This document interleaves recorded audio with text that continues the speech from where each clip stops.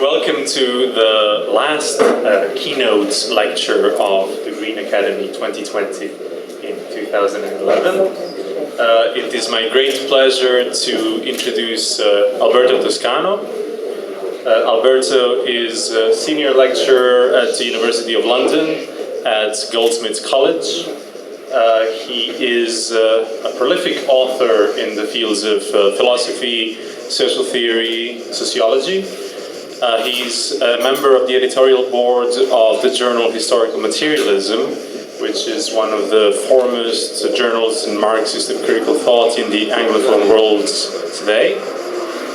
He's the author of two books. The first is Fanaticism on the Uses of an Idea, published by Verso last year. And the other is called The Theater of Production, on, what is the subtitle?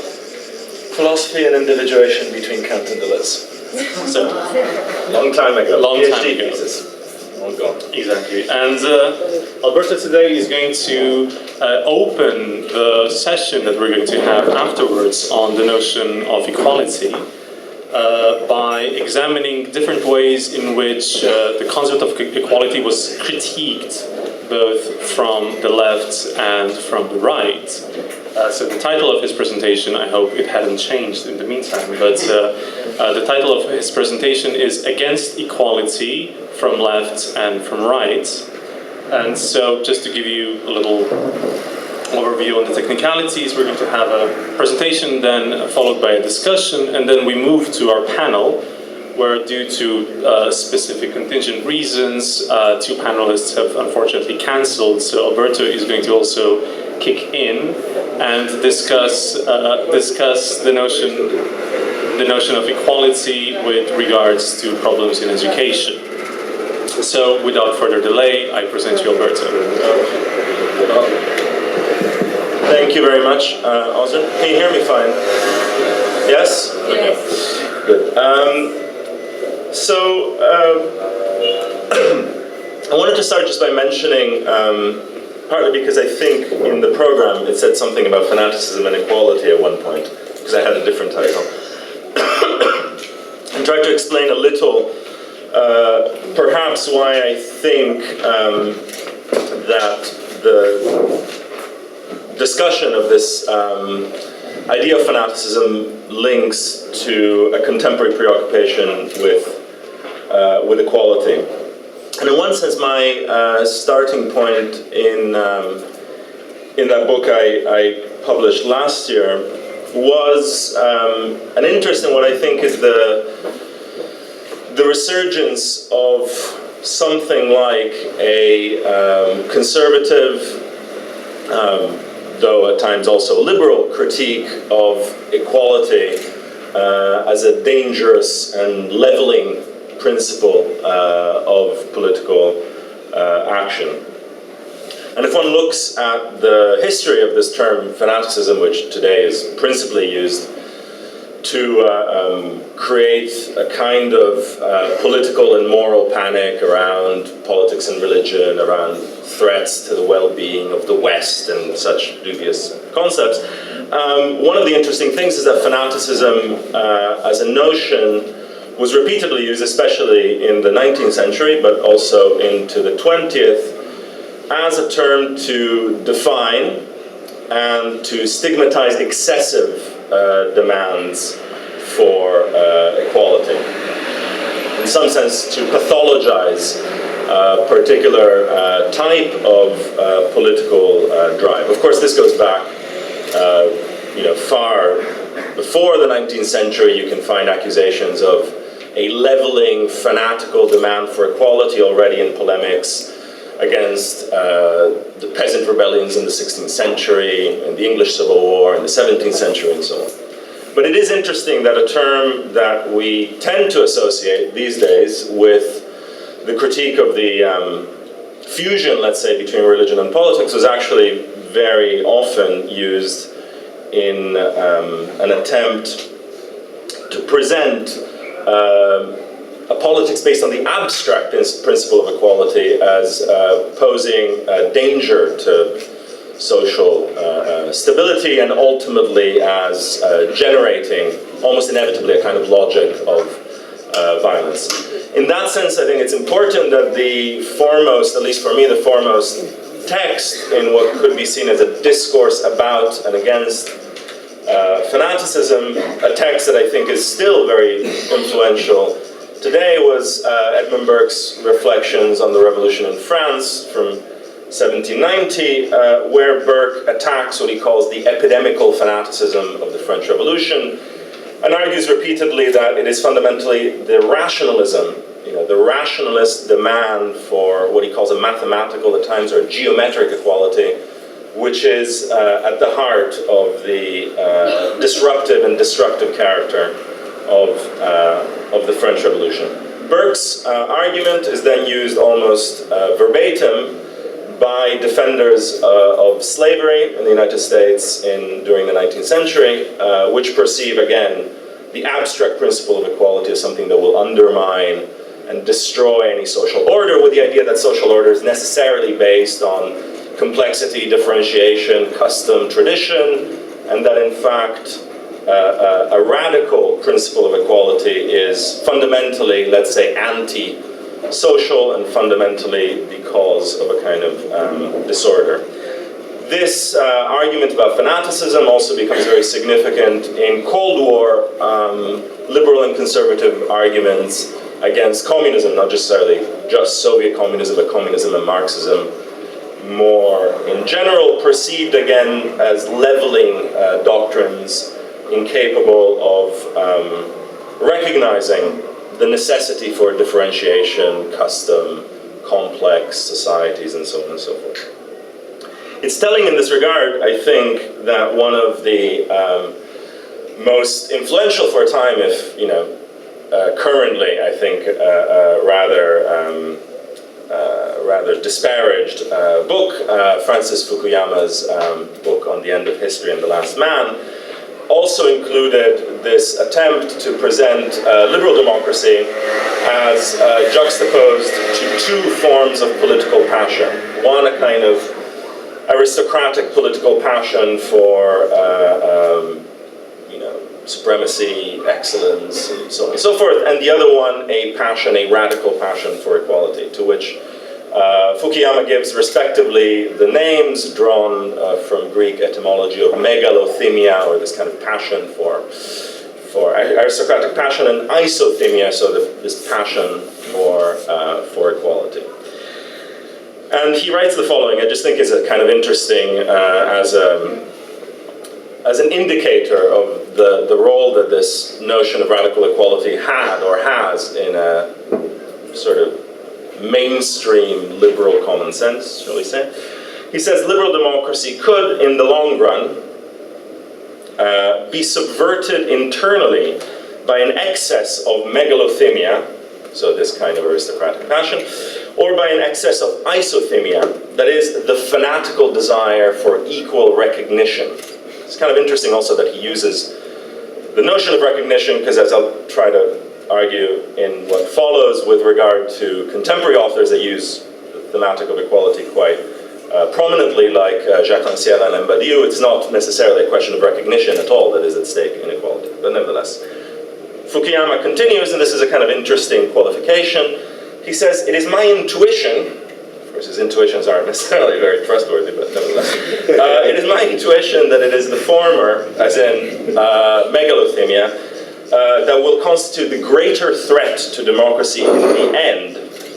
A civilization that, and this is actually very telling, he says, a civilization that indulges in unbridled isothymia and an unbridled passion for equality, that fanatically seeks to eliminate every manifestation of unequal recognition, will quickly run into limits imposed by nature itself. So nature itself being obviously as in any good ideology, the proper legitimator of difference and asymmetry and inequality and so on. Now, this idea that the passion for equality is a form of fanaticism, broadly speaking, is actually one that finds a very interesting formulation in Hegel's philosophy of history as well, where, in fact, speaking of writing about the French Revolution and writing about Robespierre in particular, who he, interestingly enough, compares or analogizes with the figure of Muhammad and of the growth of Islam, which, strangely enough, Hegel refers to as the revolution from the East. In that text, or in those lectures, to be more precise, Hegel talks about fanaticism as what he calls an enthusiasm for the abstract. And again, so there's this notion of a passion for abstraction, of which the passion for equality is in a sense a subspecies. So the enthusiasm for the abstract is a category that for Hegel can be linked both to the particular ways in which the principle of equality is terroristically, so to speak, rolled out in the French Revolution, but also the enthusiasm for the abstract is what characterizes, for Hegel, monotheistic religions that don't have principles of mediation and so on. In his case, of course, Islam in particular. And this theme about the various articulations of the idea of the limits to equality and the limits to the political passions that it elicits are still, I think, very present in a broad range of anti-utopian, liberal, and conservative literature. And I think that's one context that I wanted to at least keep in the background of this discussion, that is to say the persistence of a sort of anti-egalitarian common sense, a view that treating equality as the foremost principle or axiom according to which we might engage in political action has this necessary, almost logical, disastrous, antisocial, and/or violent conclusion. And I think this has remained a kind of common sense. On the other hand, and I'll talk less about this because I think it'll come up in the discussion about education, universities, and so on and so forth, there is a different context, which is, of course, a political, economic, and social context where the question of material inequality, specifically viewed in terms of income inequality, but also inequality of life chances, inequality of life expectancy, etc., has become a very, very prominent theme, and to the point that in everything from speeches of conservative politicians in Europe to the pronouncements of the plenary congress of the Chinese Communist Party, social inequalities is kind of now recognized,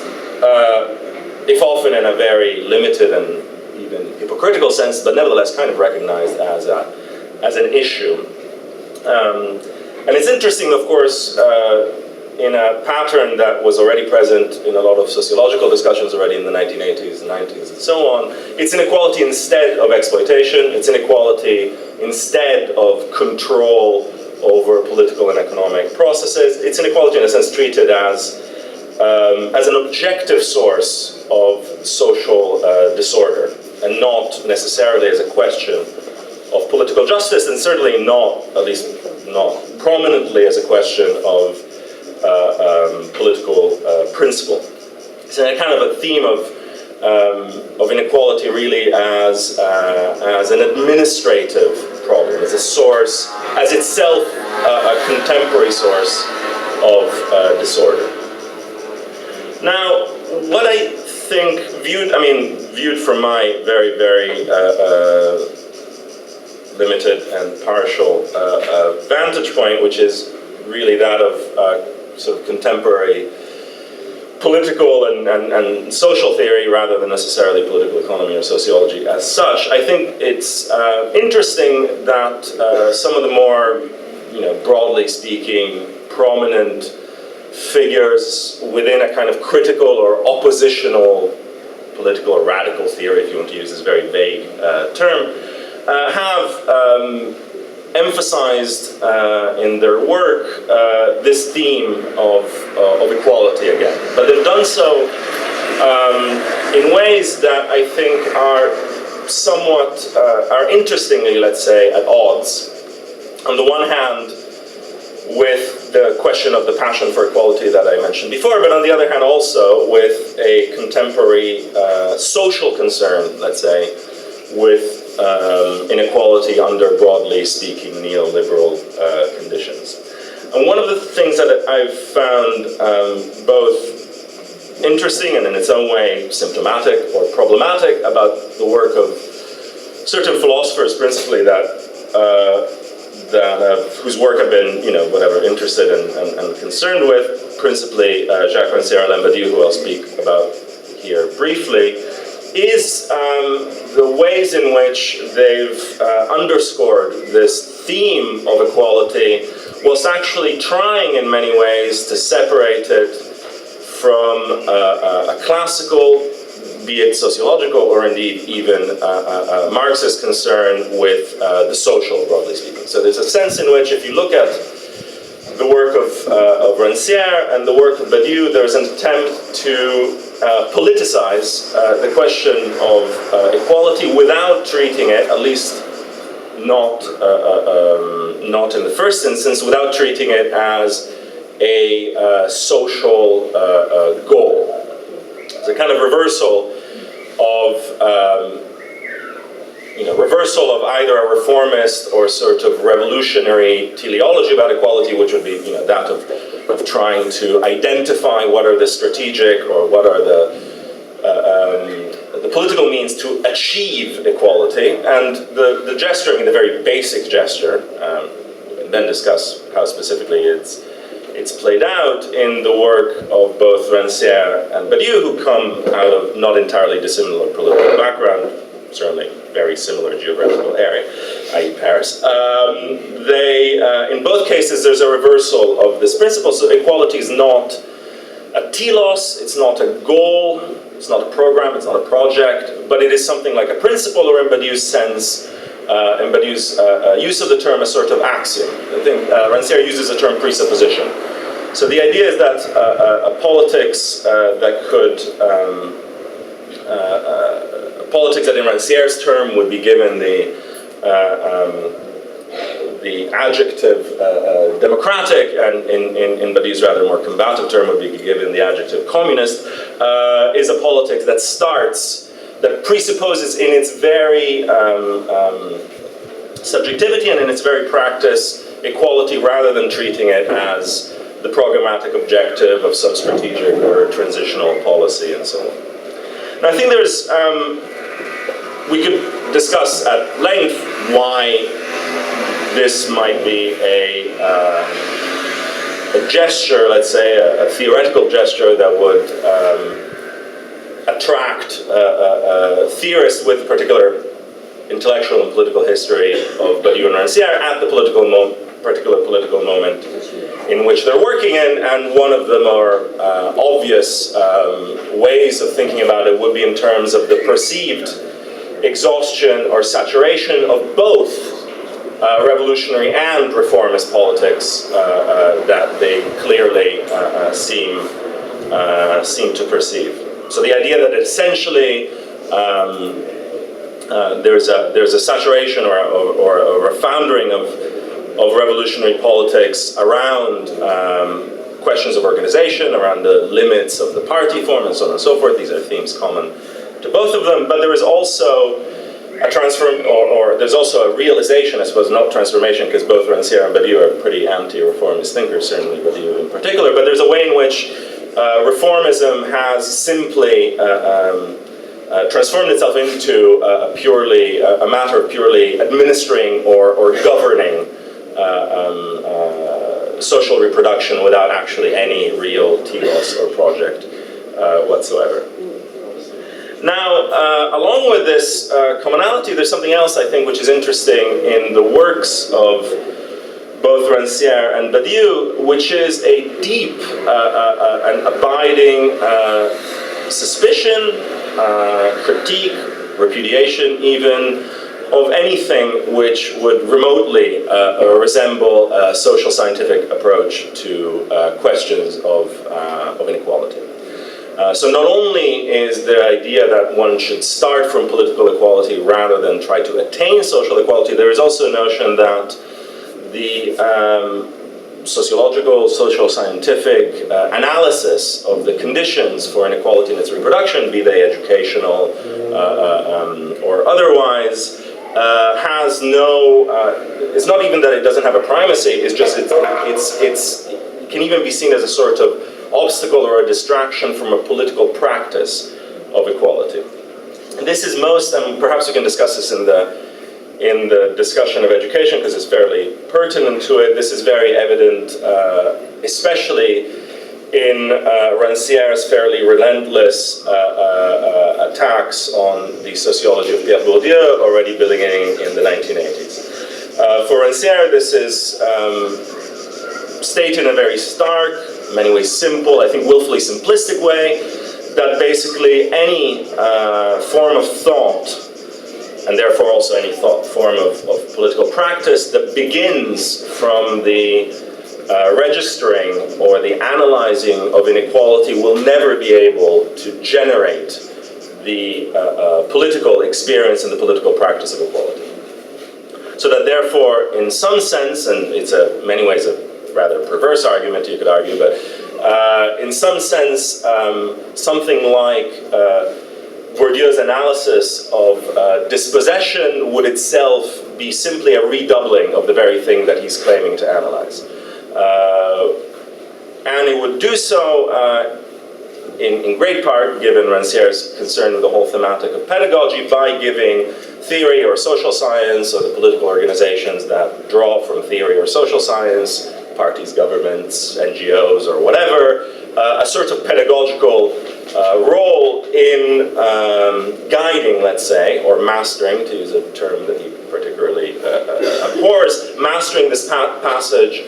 from inequality as a starting state to equality as an eventual goal of some ameliorative social praxis or revolutionary politics or of any other path of that sort. And so the peculiar thing actually in many ways is that Rancière's is a willfully principled position in the sense that it's not that he presents an argument showing that what Bourdieu considers to be inequality is not really inequality. He's making a distinction between the very presuppositions and the very principles from which politics begins, which he thinks, and I think this is an interesting formulation, he thinks are tautologies, so kind of self-identical statements rather than explanations. So he says you can either approach a political situation, a social movement, a rent strike, educational battle, or whatever, you can either approach it with this presupposition of equality, a presupposition that breaks with the notion that there are, in practice, breaks with the notion that there are differences in competence, differences in talent, differences in possibilities, or you can begin with, again, another tautology, which he calls the tautology of inequality, which he rather polemically and caustically argues is basically what all sociology boils down to, which is the statement that backwards people are backwards because they're backwards. And then you can go into the sort of details, but ultimately this is the, this is the, as he says, this is actually, that sentence, that phrase is from this collection of articles that he was writing for a Brazilian newspaper called Chronique des temps consensuels, Chronicles of Times of Consensus or consensual times. So in that respect, the social sciences, but also the social scientific thinking that is internal to political practice, reformist, revolutionary, or otherwise, is fundamentally what he calls a science of ignorance. So a science that begins from the inequality and the ignorance of those involved in a particular situation, with the aim, however, described of guiding them or leading them or governing their passage to a state of emancipation. In this sense, there's a deeply, and I think in a way that's possibly more more radical and more problematic, or more drastic rather than radical and more problematic than in the work of Badiou, there is a sense in which emancipation, which is an absolutely crucial term for Rancière, much more than for Badiou in particular, that something like emancipation cannot be viewed as a long-term process or as a long-term project. So there are moments of emancipation, there are practices of emancipation, but they're generally identified in breaking from this idea of a situation of different competencies, of different capacities. So they are just in a sense the tautological or the self-referential affirmation that whoever is involved in a particular situation is capable of acting within it politically. The result, I think, is that in many ways, at its worst, it's a position that has the signal danger of kind of aestheticizing moments of politics, and peculiarly, I think, of viewing them from the outside. So of not, for instance, recognizing that the demands for knowledge or for analysis are demands that actually often arise from political movements themselves, but treating any link, any idea that knowledge would be the source for action, or that emancipation would be a process of breaking with forms of dispossession or breaking with forms of inequality over a long period, treating all of these as part of what he calls the sciences of ignorance, I think results in a very problematic move, which is that of circumscribing emancipation to certain of what Rancière calls political moments. And I think here, in many ways, though Rancière is very critical of theorists, especially political philosophers, who want to distinguish very drastically between the spheres of the political and the spheres of the social, and this would be basically kind of, in his case, sort of French followers of Hannah Arendt, which I think is one of his particular pet obsessions, that nevertheless he runs the risk of precisely that, of treating equality as something that belongs to a political moment, in fact to the political moment of what Hannah Arendt, referring to, as Rancière does in different ways, the ancient Greek political thought referred to as isegolia, the equal speech, the right or the capacity for equal speech, of dividing the political from the social, and therefore, I think, in many ways, limiting and in a sense, for me, aestheticizing the sense of removing the political from any possibility of efficacy. This is actually very clear if you contrast, there's the remarkable similarities when Rancière writes about social movements.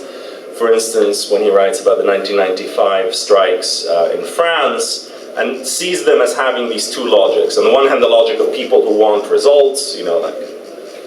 better pensions or public transport not owned by corporations, etc. And then on the other hand, the experience of presupposing and acting on equality. And Rancière doesn't treat these as two spheres, but he treats these as two logics. So he says within any movement, there are these two logics kind of simultaneously at work. One is a sort of teleological, transitional, programmatic logic, which is totally internal to the administrative or governing discourse itself. And on the other hand, there is an asymmetrical or radically different logic, which is the one that presupposes and affirms equality. I think, however, this again runs the risk of doing what someone like Arendt did in writing in On Revolution about workers' councils. So Arendt has this very strange praise of the whole councilist movement, precisely because it is a moment of a form of radical political equality within the space of appearance of the political organization that is a council. It's a moment of radical democratic practice. But what does Arendt think is a fundamental mistake is that actually workers' councils were interested in running factories, which seemed to me another kind of tautology. But there's a sense of that the fundamental mistake was entering into a programmatic and social logic, and that, as Arendt states over and over in a whole number of her books, it's precisely the question of the social, the problem of the social and of social equality, which for her is a fundamentally depoliticizing principle, and that these two elements have to be kept apart. And I think despite the fact that Rancière is, perhaps because of this certain closeness, is very critical and very, in many ways, negative about the work of Arendt, he runs a similar risk, which is that in trying to establish the conditions for politicizing equality, he engages in a very artificial limiting process, which is a process that in many ways is another process of mastery, because it seems to impose on political participants the notion that they should step back, so step back from the attempt to actually transform society, step back from the attempt to socialize, let's say, their political practice. Now, I think if we turn to Badiou, the set of, and I'm sure Oscar will have more to say about this as well, I think the problems that emerge are perhaps different, but there is again an emphasis on two elements. On one, treating the question of equality as the foremost basis for resurgence of contemporary political thought, but secondly, the wish to separate equality as principle from equality as goal. And in this sense, Badiou's work is, certainly when he's starting to formulate what is more or less his contemporary, his present political position, or theoretical position, is a principle that takes, it's a theory that takes its struggle, let's say, on two fronts. On the one hand, against the liberal conviction that the foremost political question of the present is a question of freedom, and Badiou is certainly very adamant that freedom, at least for him, is a secondary notion to that of equality. In one sense, you could, if the fundamental principle, very clearly stated in the works of certain neoliberals like Hayek, is that in the in the conflict between freedom and equality, it's certainly equality which can be dispensed with very quickly. Badiou's principle, in a sense, would be diametrically the opposite. However, one of the things that is quite peculiar about his work, I think, is that in formulating the question of equality as a fundamental, as a fundamental principle from which politics starts in its practice and in its transformative relationship to given situations, he seems, and certainly this is very evident, I think, in his work of the 80s, it might be seen as somewhat different now, he seems to take the framework of something like liberalism for granted, let's say the framework of something like a liberal state.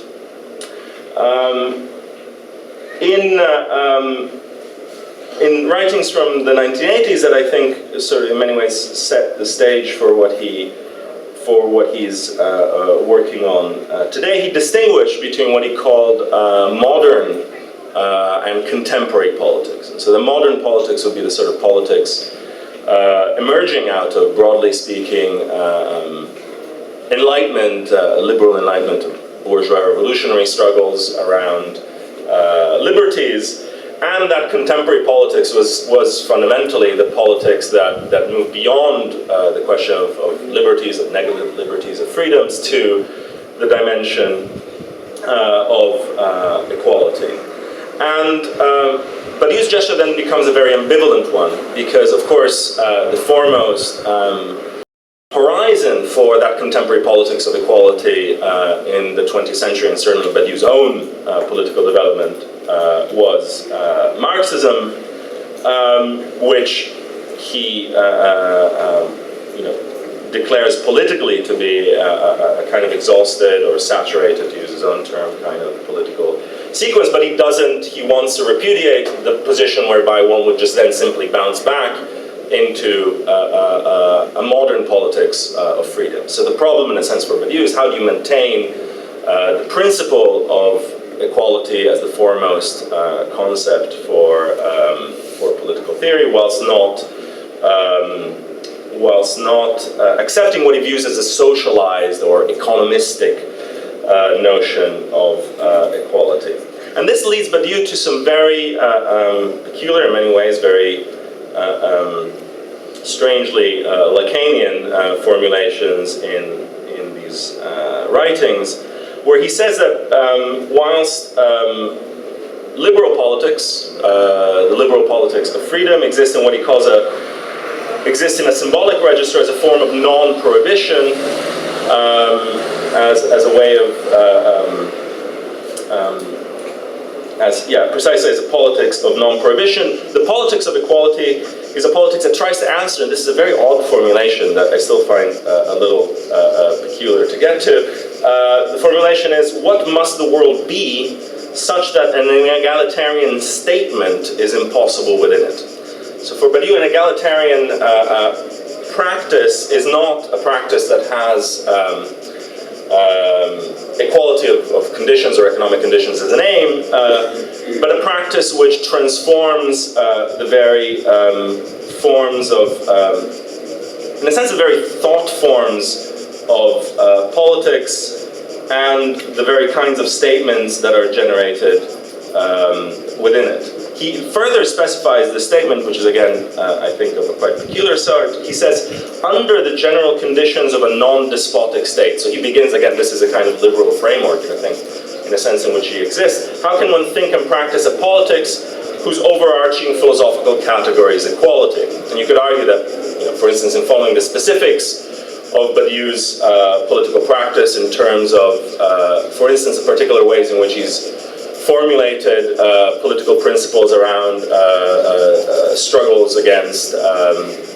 repression of immigration and so on, that this is in a sense the framework in which he's existing. So that the state at a distance from which he wants to present politics is in many ways a fundamentally, in a sense, in many ways, a fundamentally liberal state. And I think actually that does inflect the development of his theory. But very significantly, there is an attempt to separate that political affirmation of equality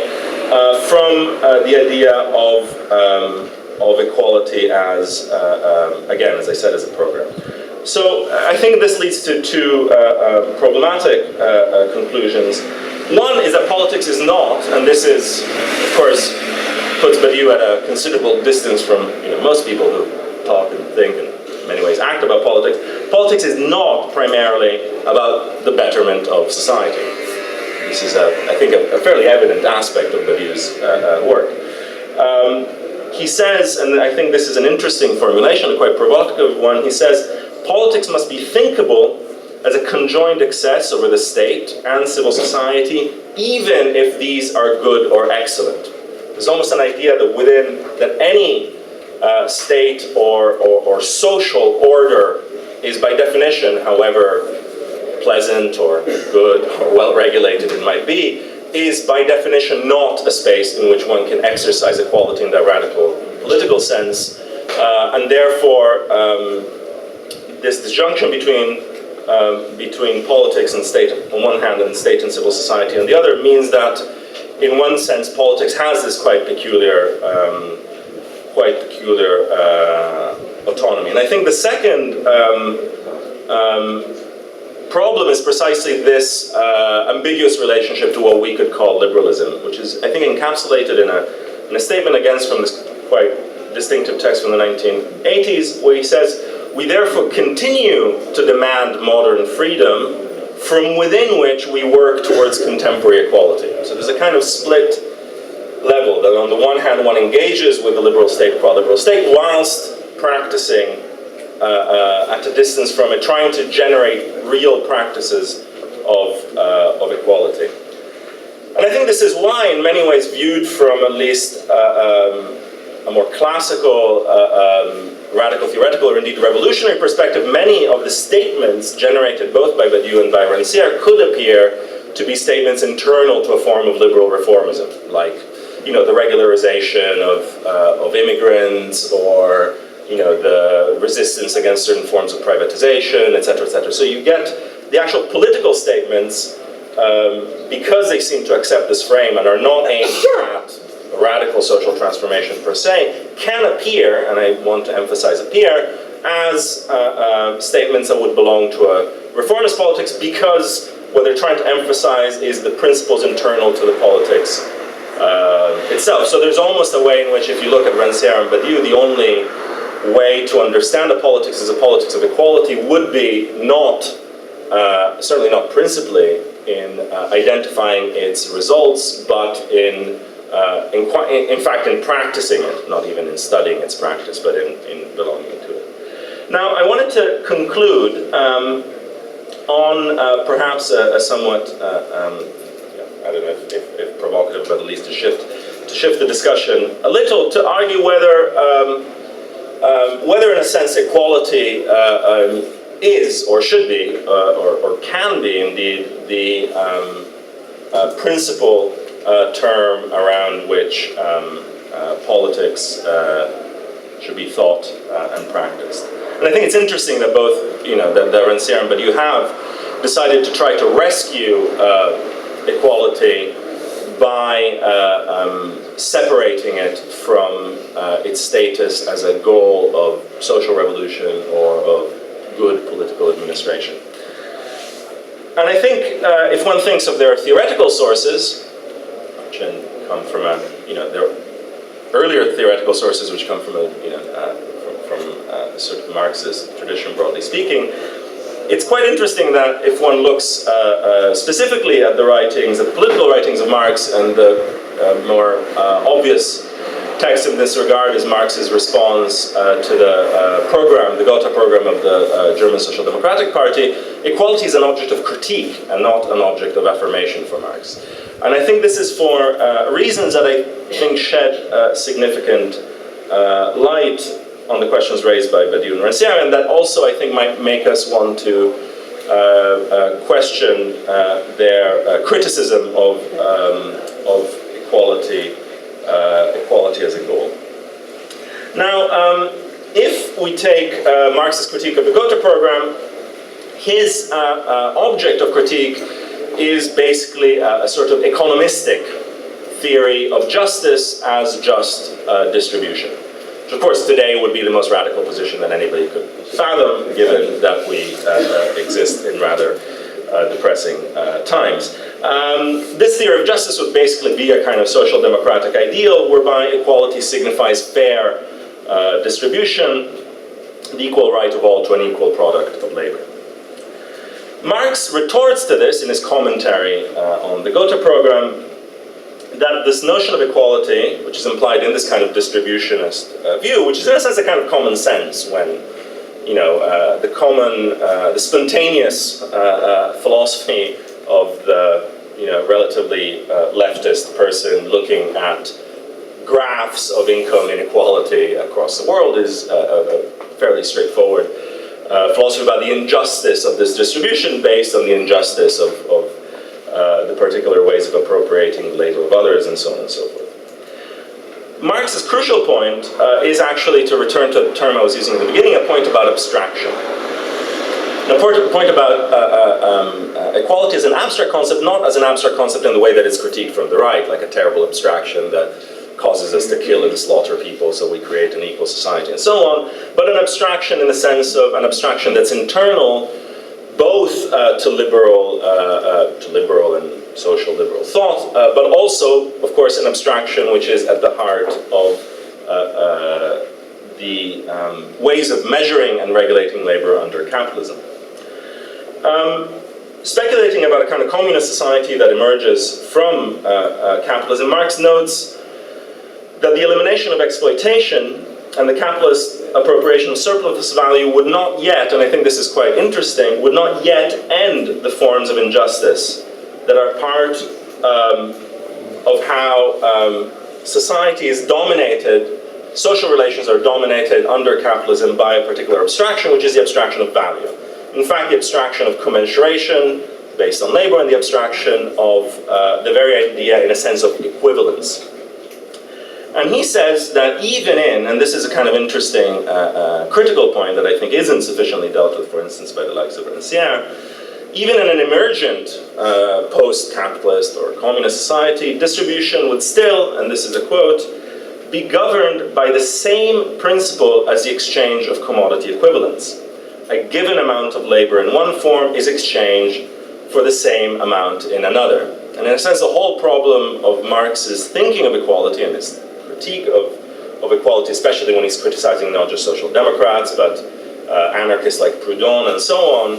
is precisely to argue that, that the notions of justice within which we're conceptualizing a kind of coming equality, so to speak, are still internal to a notion of commensuration and of equality, which is based on the value form, and which is basically based on the exchange of commodities as a sort of real abstraction on which we exist. And in fact, the whole thinking about what constitutes a transition for Marx is a thinking of how would one generate a society that doesn't depend on forms of equivalential measurement, which in turn depend on labor and commodity exchange. So for Marx, the equal right that that social democrats in the 1870s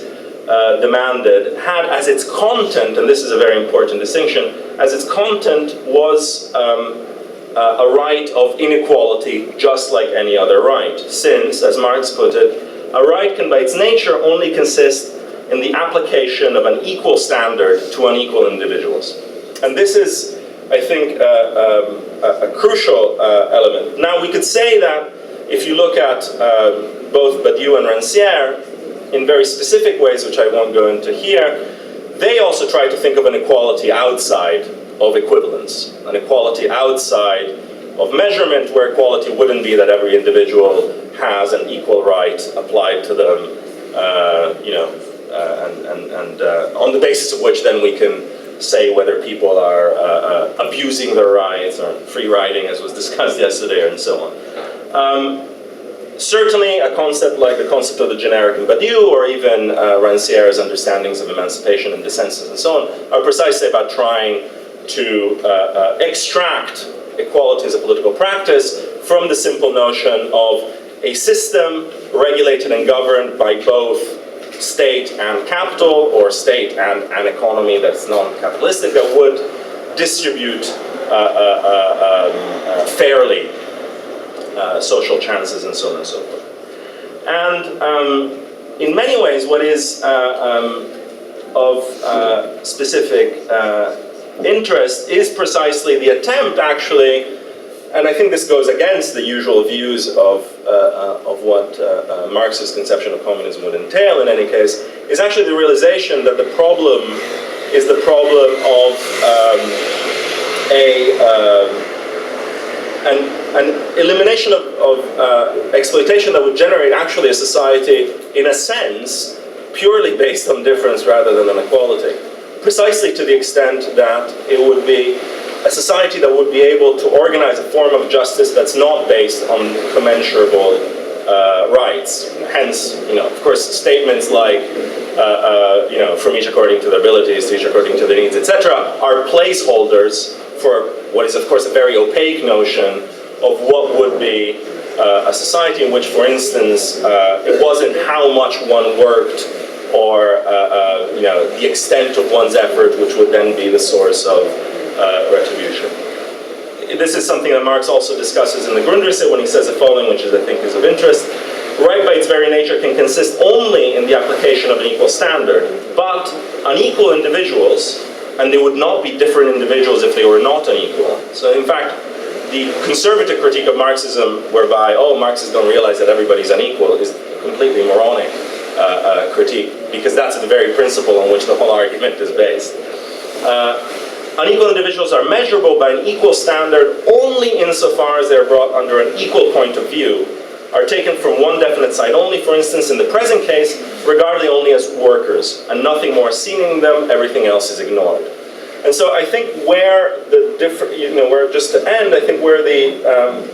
in a sense, the the limits of the reaffirmation of equality in contemporary theorists like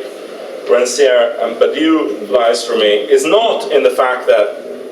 they repudiate the idea that we would attain a total equality as a social end. It's precisely not being able to think what I think Marx poses here as precisely this problem of transition. Given how embedded right as measurement and equivalence is within the mediations that make up our social life, what would it involve, not simply to separate politics from the social, but to actually transform social practice such that equality as equivalence was no longer the way that it was organized, whether that equality as equivalence is based on exploitation, or whether that equality as equivalence is based on other principles of fairness, such as the ones that, for instance, were brought forward by most actually existing socialist states, which are basically standards of measurement by labor, or of other kind of status elements, and so on. So, in one sense, what is presented is not a form of social equality, but it is a particular way of thinking social and political transformation against the equality of right and the equality of standards, which will, of necessity, be unjust as equal standards for unequal individuals. So I'll stop there. Thank you.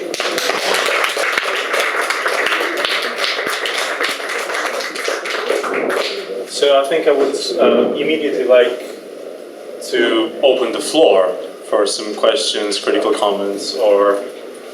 explanation, demands, etc. So Radical demand. Radical demands, so please.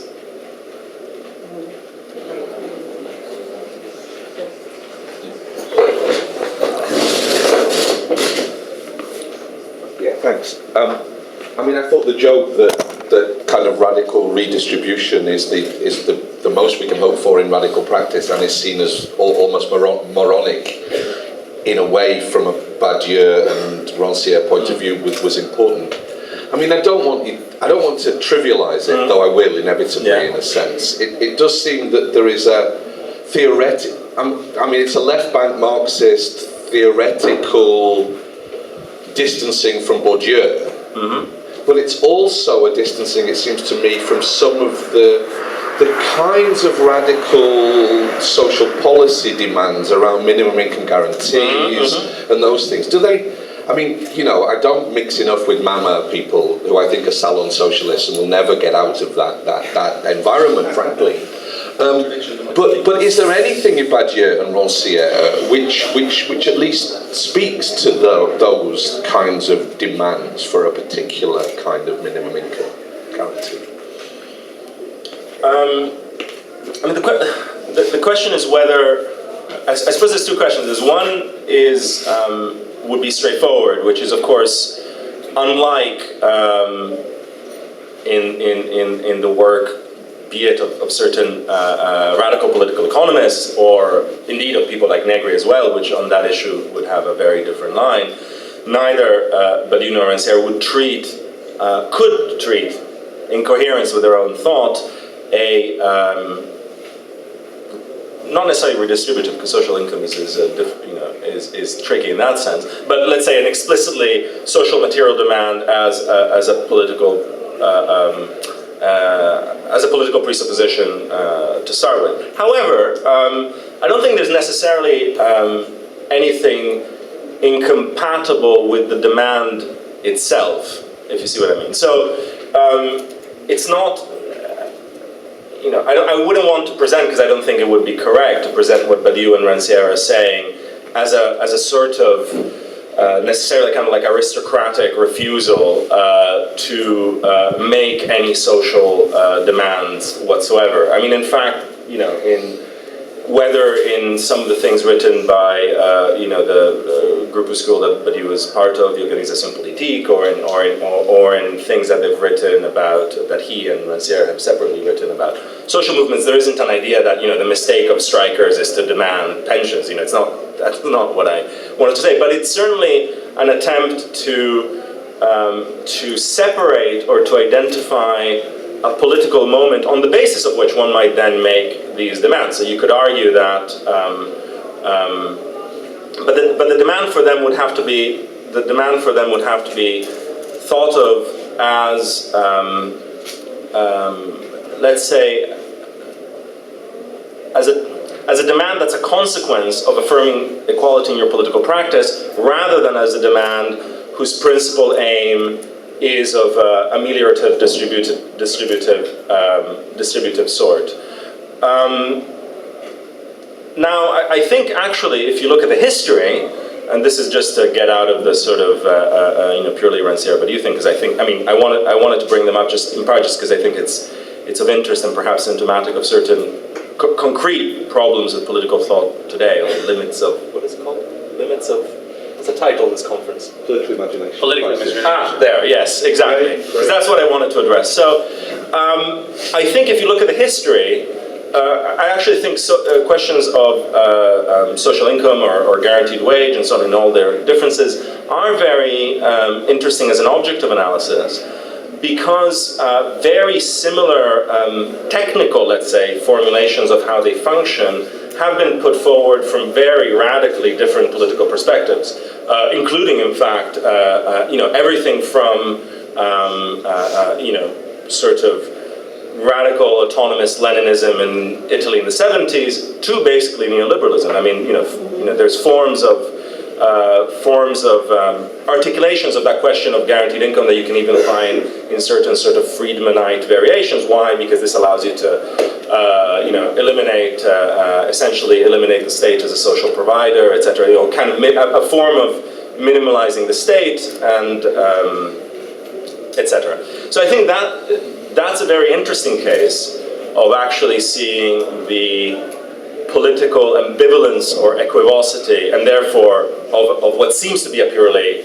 social demand, and thus proving that there aren't such things as purely social or redistributive demands. For instance, in the Italian case, demands for what was called egalitarianism in factories, so the demand to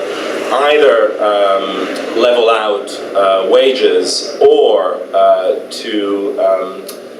level out wage increments at different points within factory struggles. In Italy,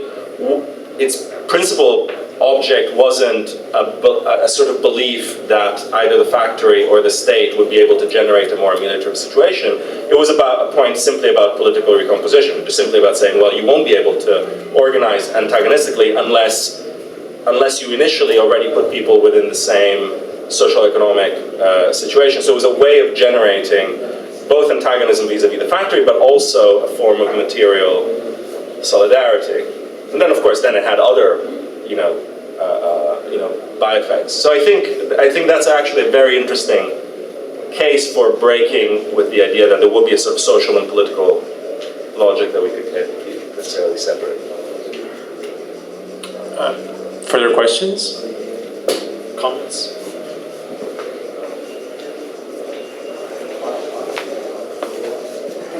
I'm Ivana Radacic. This might be a stupid question because I'm not sure I understood actually what we were talking about. I haven't read the authors you referred to, so maybe that's the problem. But I didn't understand really what kind of equality are we talking about. Even as an abstract principle, doesn't, in my mind, that means like equal worth and dignity of everybody. That doesn't seem fanatic even from the perspective of the right wing. And in Croatia I see now, or in the region as well,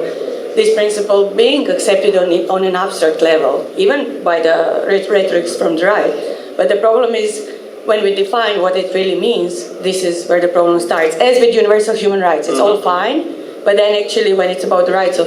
certain vulnerable groups of people, then the problem arises. And this critique that we were talking about here is this critique of equality as equal treatment. This is what we are talking about, as equivalence, as you said, or we were talking also about other ideas of equality. I think the most intuitive, and in many ways I think at least to me, the most persuasive aspect of that critique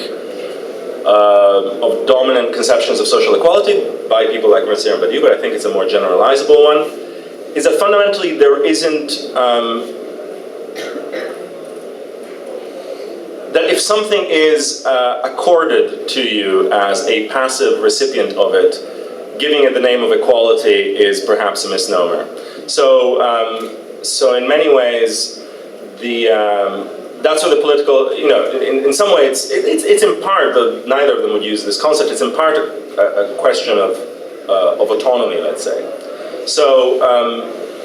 the difference between a right conquered and a right accorded. So a right accorded being something that, yes, it's preferable to not having that right, but politically speaking, it maintains the recipient of that right in this sort of dispossessed or subaltern or asymmetrical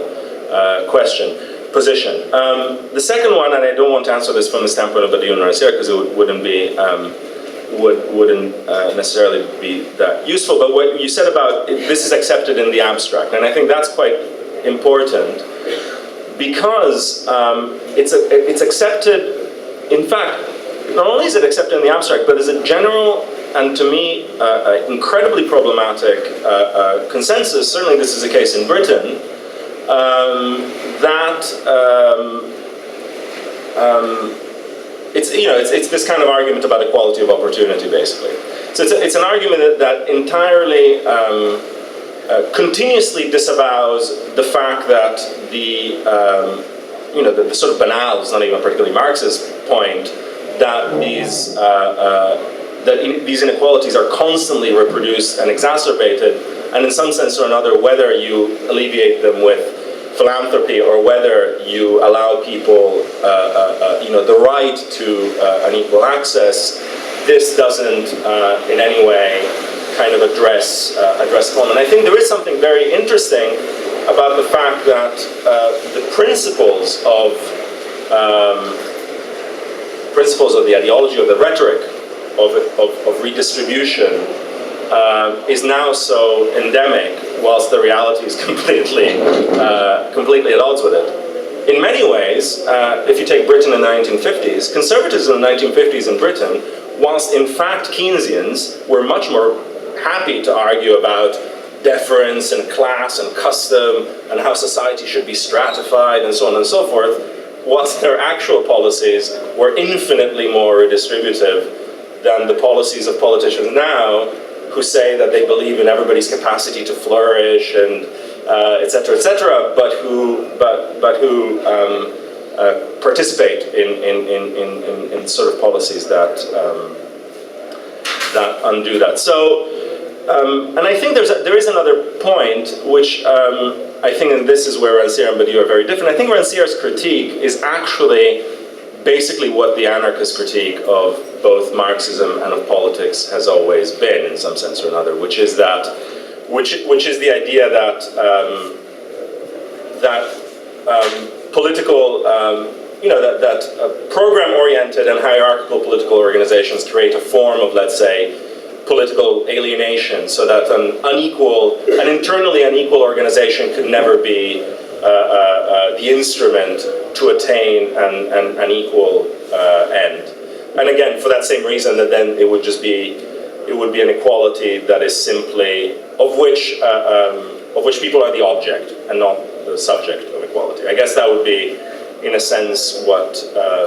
in the case of Badiou is I think very different, because he doesn't actually have the same resistance to hierarchy or organization, and so the concept of equality is not quite this kind of anarchist one. But I think all of these things do sort of might boil down to this idea of what is the difference between being a subject of equality, and therefore emancipation. You could be, and I think this intuitively is true. I mean, you can be politically emancipated in a situation of social dispossession. You can also be politically entirely subaltern in a situation of more or less equal access to goods and commodities and so on. Many dystopias, in fact, are about situations in which equality is far greater. And in fact, the neoliberal critique of That was always, of course, the neoliberal critique of planned socialism, was that you would have equality of distribution, but no quality of access to political freedoms. Just to follow up to something that you said at the very beginning, I was intrigued by the way in which you introduced Marx at the very end, in order to kind of introduce back the category of the social against the different critiques of the social in contemporary radical political thought. What struck me is the fact that the condition for introduction of the notion of society is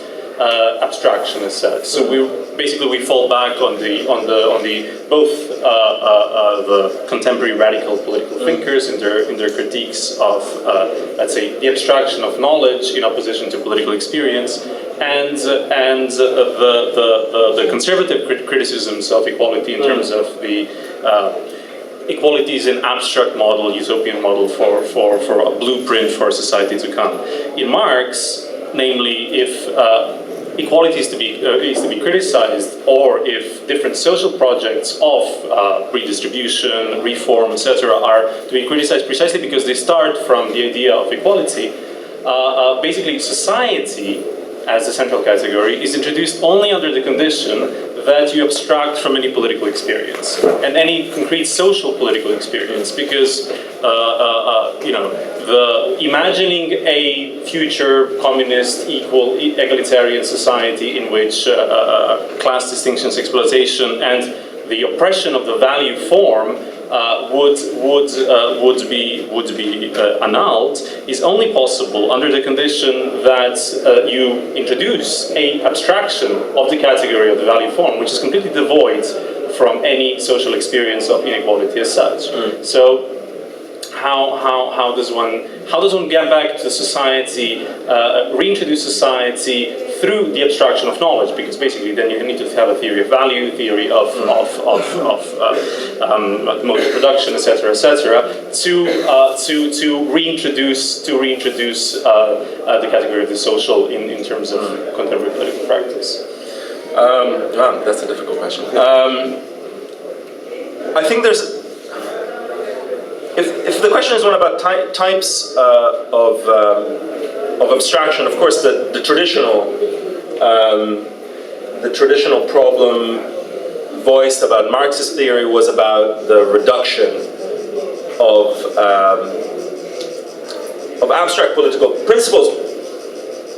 in premise the principles of liberal political philosophy, to economic abstractions, i.e. the abstractions of value. So I mean, I guess the traditional place for that would be, for instance, the critique of politics that you get in something like On the Jewish Question, where basically Marx presents the United States, the most modern political constitution at the time, in the 1840s, as a state in which a state that has broken with the forms of customary political stratification of feudal and monarchical states. So you have equal, of course, within those very well-known limits, but nevertheless, forms of equal rights, and in fact of freedom of religious worship, which is quite significant, which nevertheless generate in reality, a landscape of asymmetry, exploitation, etc. Now, I wouldn't necessarily want to make an excessive kind of functional link between those political abstractions and the economic ones. It's clear. It seems clear that. Capital accumulation is compatible with quite different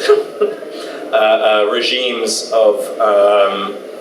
rights and governance to a certain extent.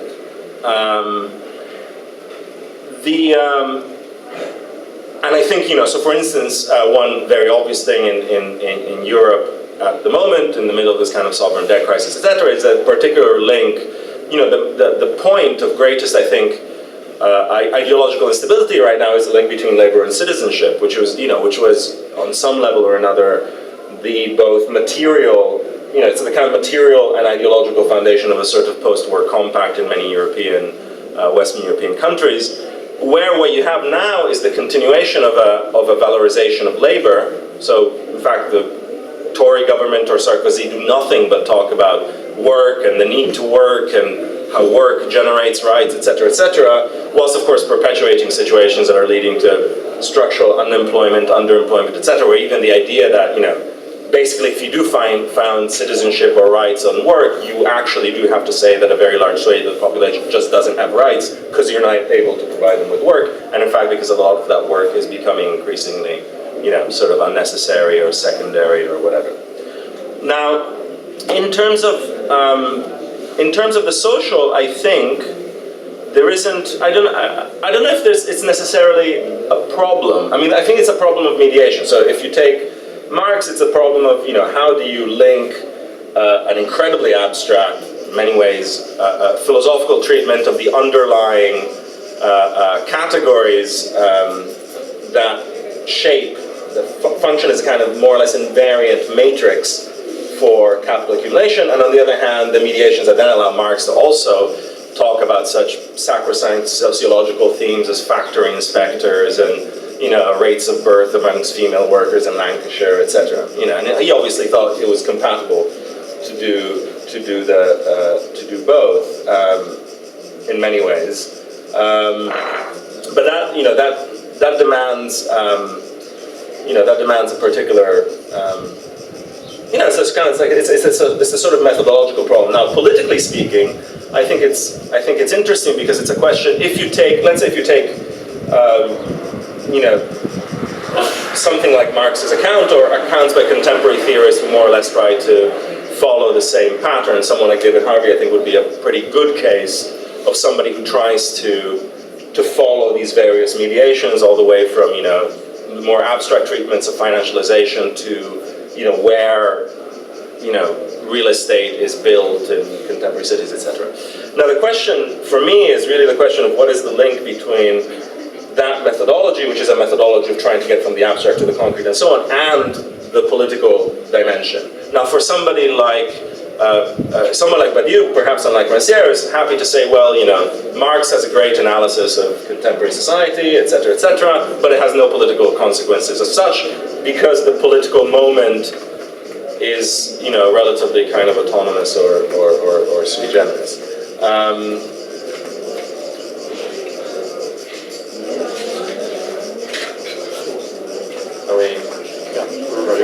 Okay. So I'll leave it. So unmediated. Given the mediation came from the outside, ex machina, we would need to stop this discussion and move into two different panels. And one of the panels, in fact, is going to be an attempt to follow and develop further some of the methodological and analytic implications that Alberto was just trying to finish upon. But thank you, thank Alberto, and just to announce the next panel with Karin Dulan, Mislav Žitko, and Alberto on the question of equality in education. So thanks one more time.